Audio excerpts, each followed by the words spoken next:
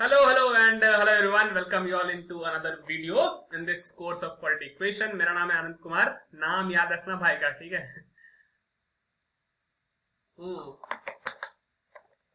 तो भाई लोग बहन लोग, लास्ट वीडियो के अंदर हम इस प्रॉब्लम का डिस्कशन कर रहे थे और इस प्रॉब्लम को हम आधे पे छोड़ के गए थे, ठीक है? आधे पे छोड़ के गए थे मतलब कि स्टार्टिंग के अंदर हमने वेरिएबल तो अच्छे तरीके से इंट्रोड्यूस कर दिया था हमारे पास कि कौन कौन से वेरिएबल्स हमारे पास होंगे. फिर प्रॉब्लम स्टेटमेंट को पढ़ के हमने इक्वेशन बना भी दिया था और फाइनली हमने इसको सिंप्लीफाई भी कर दिया था. इस प्रॉब्लम को हम सॉल्व करेंगे और आज का वीडियो यहीं पे खत्म हो जाएगा. नेक्स्ट वीडियो के अंदर हम फ्रेश तरीके से स्पीड, डिस्टेंस और टाइम के ऊपर बात करेंगे, बोट वाले प्रॉब्लम्स के ऊपर बात करेंगे जिसका रिक्वेस्ट आया था एक सब्सक्राइबर के थ्रू. तो उनकी सब्सक्राइबर की रिक्वेस्ट पूरी करनी भी थोड़ी सी जरूरी है यार, ठीक है? तभी तो चैनल आगे बढ़ेगा यार, ठीक है? अच्छा, तो हमने बोला था कि कंसेक्यूटिव अगर पॉजिटिव इंटीजर्स की बात करें तो पॉजिटिव इंटीजर्स कुछ भी नहीं होता, नेचुरल नंबर ही होता है. तो 3 पॉजिटिव नेचुरल नंबर मानने थे हमें, वो भी कंसेक्यूटिव. तो हमने एक को बोला x, तो अगला वाला x+1, अगला वाला x+2 हो जाएगा. तो हमने ये 3 कंसेक्यूटिव पॉजिटिव नेचुरल नंबर इस तरह से अज्यूम कर लिए. Then the problem statement says कि अगर तुम पहले वाले का स्क्वायर करो, ठीक है, और उसको ऐड करो बाकी दो के प्रोडक्ट के साथ. तो हमने वही किया, पहला वाला था x का स्क्वायर किया और बाकी जो नंबर बच गए थे x+1 और x+2 उसका प्रोडक्ट किया और दोनों को ऐड करके इक्वेट कर दिया किससे? 46 से, क्योंकि क्वेश्चन के अंदर वही दे रखा था अपने पास. सिंप्लीफाई किया, सिंप्लीफाई करने पे हम पहुंच गए थे इस इक्वेशन पे. कौन सी इक्वेशन पे? 2x स्क्वायर प्लस का 3x माइनस का 44, ठीक है? तो आओ इसका डिस्कशन हम एक अलग पेज में करते हैं. तो हम पहुंच चुके हैं कहां पे?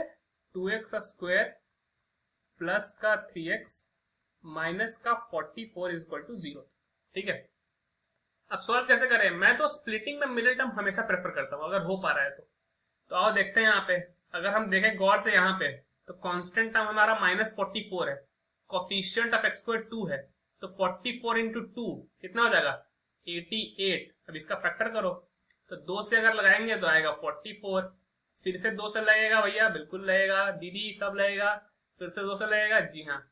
तो अब 11 जो कि एक प्राइम नंबर है तो इसका फैक्टर फिर फर्दर होगा नहीं, तो 88 को हम लिख सकते हैं 2 इंटू 2 इंटू 2 इंटू 11. अब तुम बताओ इस 3x को मैं कैसे लिख सकता हूं? इनकी हेल्प से 2 ऐसे फैक्टर बनाओ जिसकी हेल्प से हम 3 जनरेट कर पाएंगे. तो अगर मैं 4 और 22 लूं तो नहीं बन पाएगा. हाँ, अगर मैं 3 2 को एक साथ ले लूं जो कि 8 देगा मेरे को, और 11 को अलग ले लूं, तो यहां से 3 जनरेट कर सकते हैं क्या? बिल्कुल कर सकते हैं. 11 माइनस का 8 एक्चुअली में क्या आता है? 3 आता है. तो अपने को प्लस का 3x चाहिए, तो हम क्या करेंगे? प्लस का 11x में से माइनस का 8x कर देंगे, ठीक है? तो हम क्या कर रहे हैं यहाँ पे 3x को ब्रेक कर रहे हैं, लिख रहे हैं उसको 11x माइनस का 3x माइनस का 44 इक्वल टू 0, ठीक है साहब? अरे ये माइनस का 3x नहीं होगा, 8x होगा, समझा कि नहीं? 3x को लिख सकते हैं कैसे? 11 माइनस का 8. अब कॉमन ले लो भैया, तो अगर तुम पहले वाले में कॉमन देखोगे तो केवल x कॉमन आ रहा है, तो यहां से आ जाएगा 2x प्लस का 11. इन दोनों में कॉमन देखो तो माइनस कॉमन आ रहा है और 2 कॉमन दिख रहा है मेरे को, तो आ जाएगा 2x या 4x, एक्चुअली में 4 कॉमन दिख रहा है अपने को, ठीक है?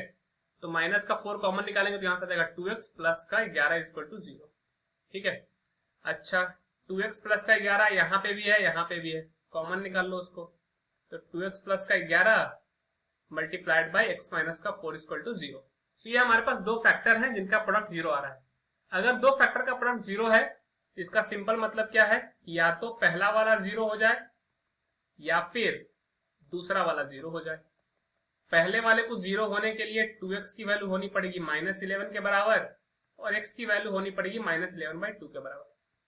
बट x इक्वल टू -11/2 हो सकता है क्या? आंसर है कि नहीं. इसको मैं कर रहा हूं रिजेक्टेड. क्यों? क्योंकि x जो है हमारा क्या है? एक नेचुरल नंबर है. हमने स्टार्टिंग में ही तुम्हें बोला था कि पॉजिटिव इंटीजर का मतलब क्या है? Natural number. तो हमने 3 जो पॉजिटिव इंटीजर माने थे वो थे हमारे x+1 और x+2. तो नेचुरल नंबर ऐसा थोड़े दिखता है, ठीक है?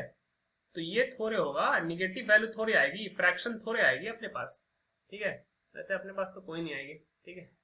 तो x minus 4 is equal to 0 अगर है तो x इज इक्वल टू क्या आएगा अपने पास? यहां से x इज इक्वल टू आ जाएगा 4. तो x इज इक्वल टू 4 चलेगा क्या? बिल्कुल चलेगा. तो जो नंबर्स आ जाएंगे अपने पास वो कौन कौन से हो जाएंगे, तो नंबर्स आर, ठीक है। तो एक तो है अपने पास x, x आ जाएगा 4, फिर x प्लस 1, तो 4 प्लस 1 आ जाएगा 5, और फिर x प्लस 2 विच इज 6। तो अपने पास जो तीन नंबर्स, नेचुरल नंबर जिसकी हम बात कर रहे थे, वो है हमारे पास 4, 5 और 6। क्या ये तीनों कंसेक्यूटिव है? आंसर है कि यस, ये तीनों के तीनों हमारे पास कंसेक्यूटिव है। क्या पहले वाले का स्क्वायर का सम बाकी दो के प्रोडक्ट के साथ 46 आ रहा है क्या? तो 4 का स्क्वायर किया कितना आया 16, बाकी दो बचे का प्रोडक्ट 5 इंटू 6 करूंगा आएगा 30, दोनों का करूंगा सम तो आएगा 46। तो दोनों कंडीशन सेटिस्फाई हो रही क्या? बिल्कुल हो रही है। तो इस तरीके से हम स्टार्ट करते हुए फाइनल सॉल्यूशन तक पहुंच चुके हैं। तीन नंबर जिनकी हमें तलाश थी वो है 4, 5 और 6। नेक्स्ट वीडियो से हम बात करेंगे वर्ड प्रॉब्लम्स जिसके अंदर हम स्पीड, है ना, वो आई सो स्पीड वाले की बात नहीं करता और रोनाल्डो फैन वाले की, स्पीड डिस्टेंस रिलेशनशिप की बात नहीं कर रहा हूँ, केवल डिस्टेंस की बात कर रहा हूँ, और टाइम मशीन की नहीं, टाइम की बात कर रहा हूँ। तो स्पीड, डिस्टेंस और टाइम की हम बात करेंगे, मतलब इसकी बात नहीं करेंगे, थोड़ा सा डिस्कशन करेंगे इसके ऊपर और फिर हम प्रॉब्लम्स लेना शुरू करेंगे, ठीक है। बट थोड़ा सा एक हो जाए, ओवरव्यू हो जाए कि तुम स्पीड का मतलब क्या समझते हो। तो कोई कितना तेज भाग रहा है, तेज भाग रहा है मतलब कितना कम टाइम में कितना ज्यादा चल रहा है।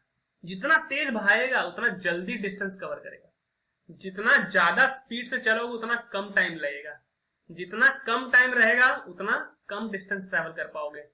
एक रिलेशनशिप एग्जिस्ट करता है अपने पास स्पीड, डिस्टेंस और टाइम में, कि डिस्टेंस जो तुम कवर करोगे ना वो दो चीज के ऊपर डिपेंड करता है, कितना तेज भाग रहे हो मतलब कितना तुम्हारा स्पीड है, और कितने समय के लिए भाग रहे हो।